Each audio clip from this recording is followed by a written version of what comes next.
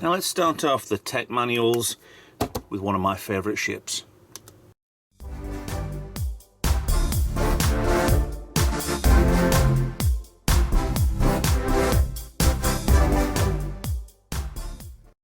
Hi guys, Retro Trek Ralph here with another, well, with my first blueprints. Yeah, these have been around for quite a while, to be honest. They're not the oldest, but this was based around the first film.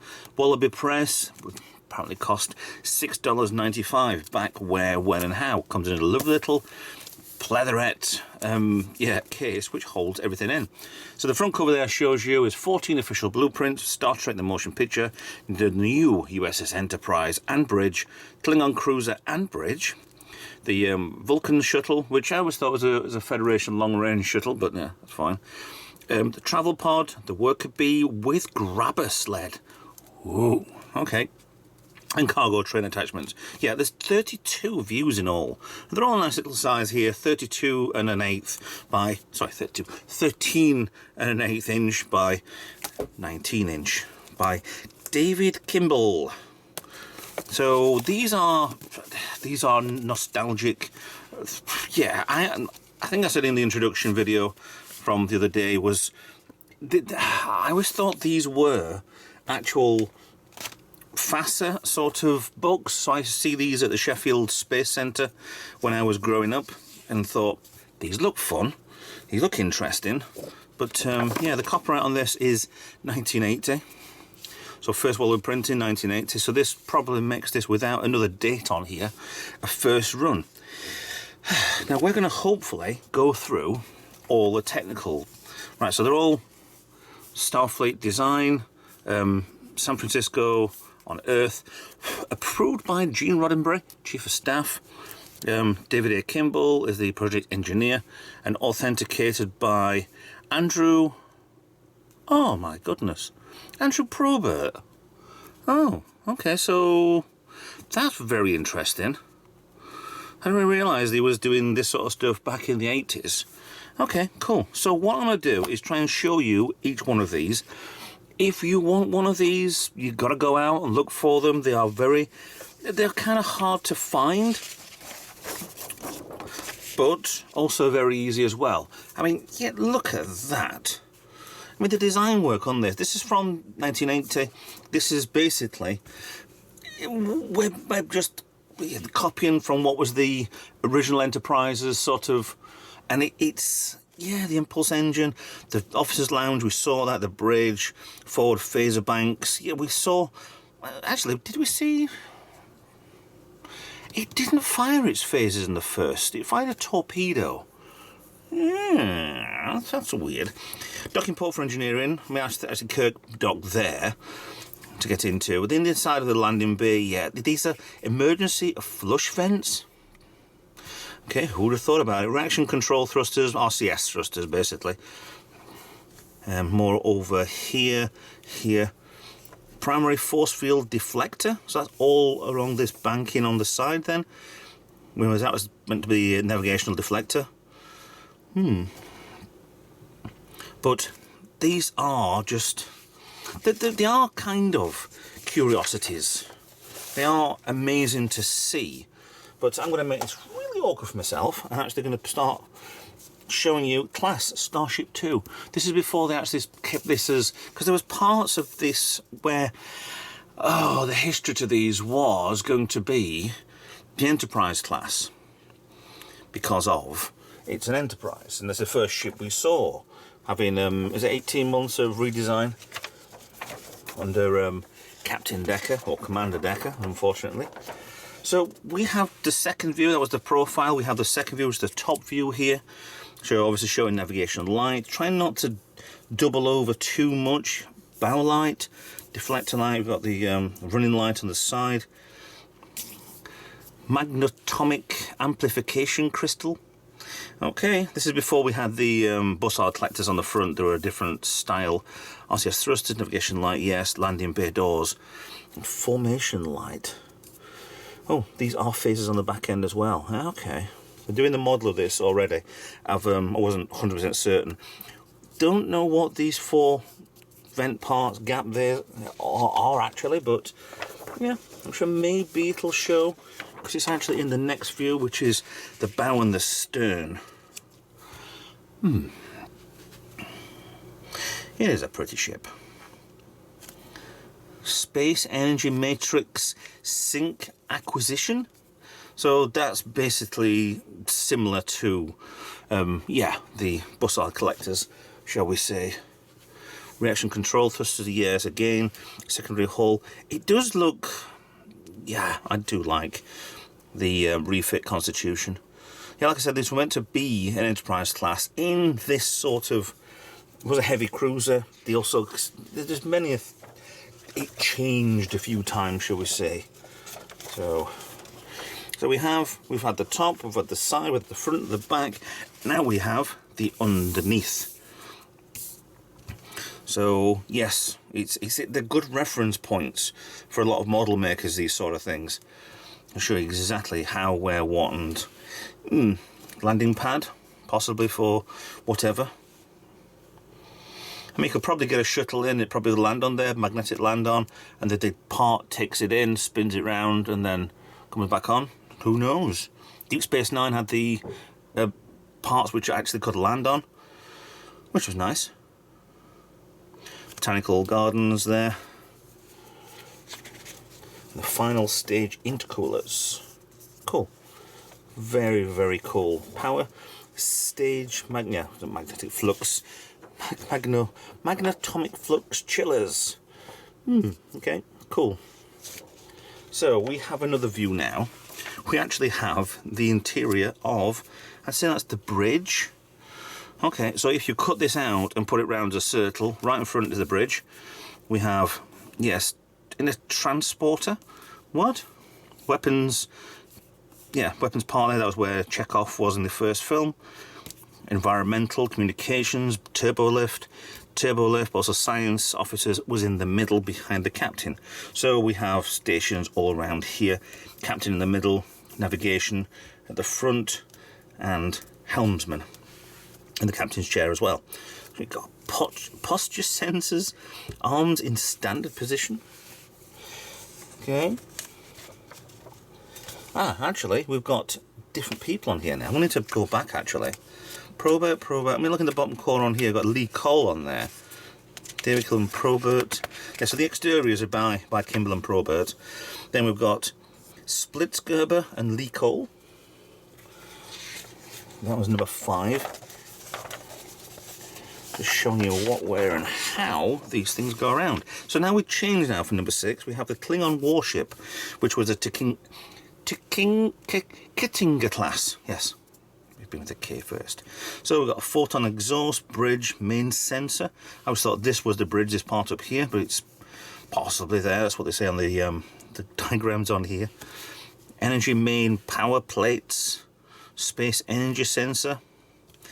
I mean, they are main intercoolers, very similar to the Federation ships. However, they're not. Bologium. That's been wrong. Energy shields.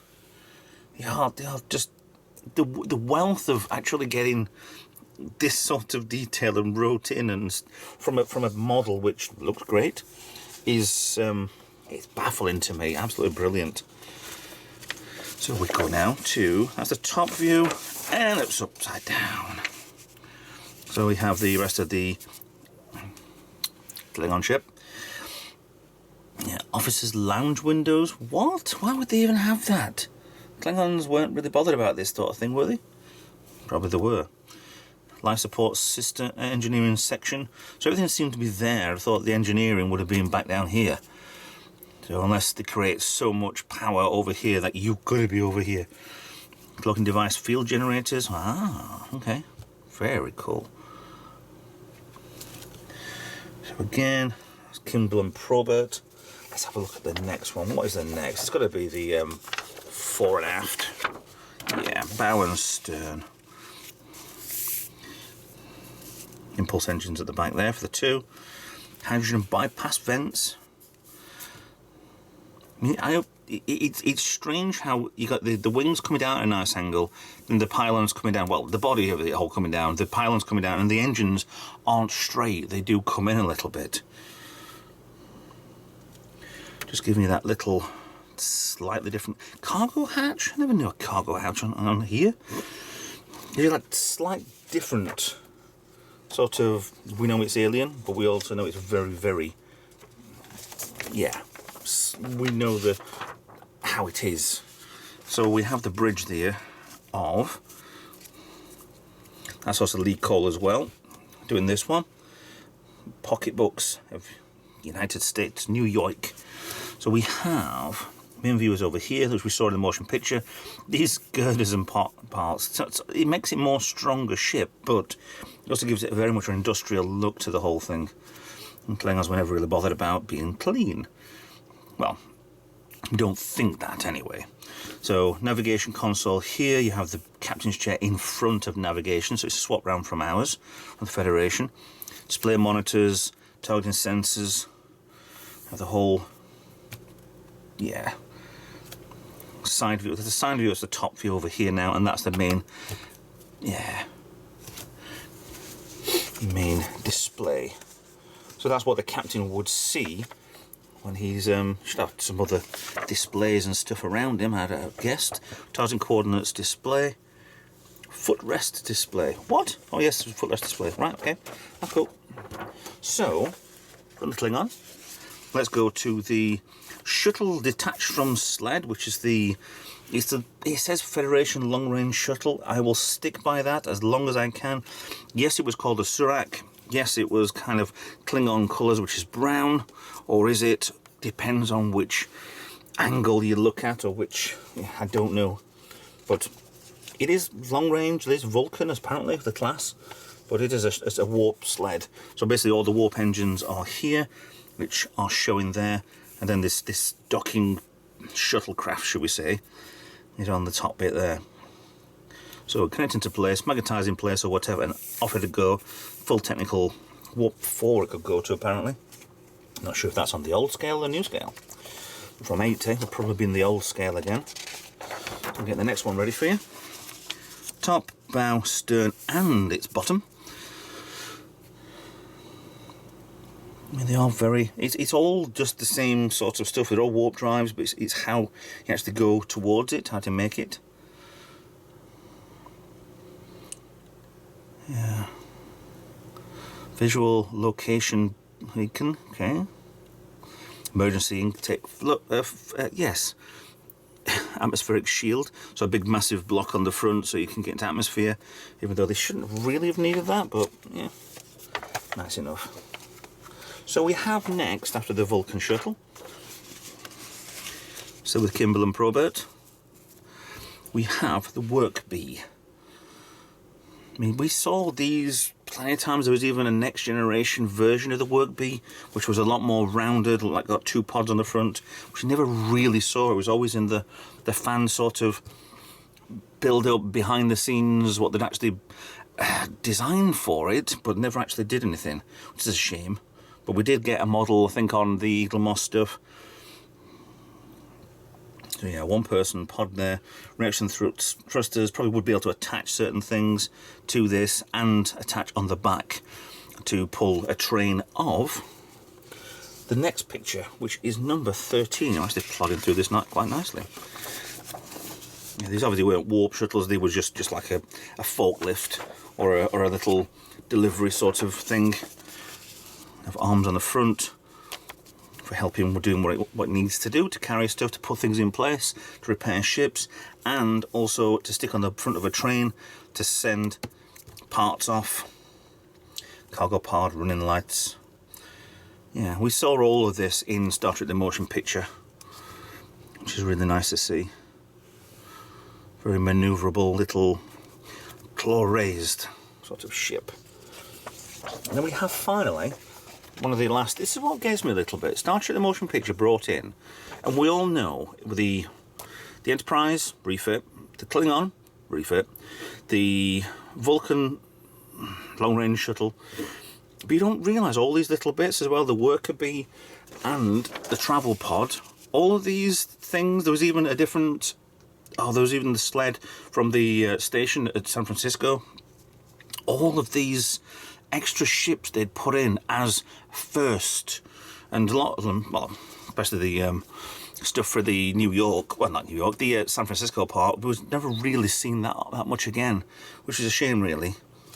And now we have on here the travel pod, reaction thrusters, running lights, just all of it, just basically just a door, a cockpit, that's it. Just takes you from one place to another when you don't need transporters. So nice, very, very nice. And the quality on these, to be honest, this is actually really good quality, this that I've actually managed to get hands on. So yeah, a lot of technical. Could do it being a bit more technical than this, but I have a lot more of these sort of things to go, and we'll see. There are a few with some deck plans on there as well. We'll see what comes. So that's the first one. That is the 14 official blueprints, Starship the Motion Picture. So as I said, this was back in 1980. So if you want to get hold of one, eBay is probably your best option. Maybe Amazon if you're lucky. I don't know. So there's mine. So that in mind, thanks for watching. Please like, share and subscribe. Follow me on social media, and consider being a patron to help the channel out. Consider a donation to help me out a little bit. I'll see you in another video. Bye for now.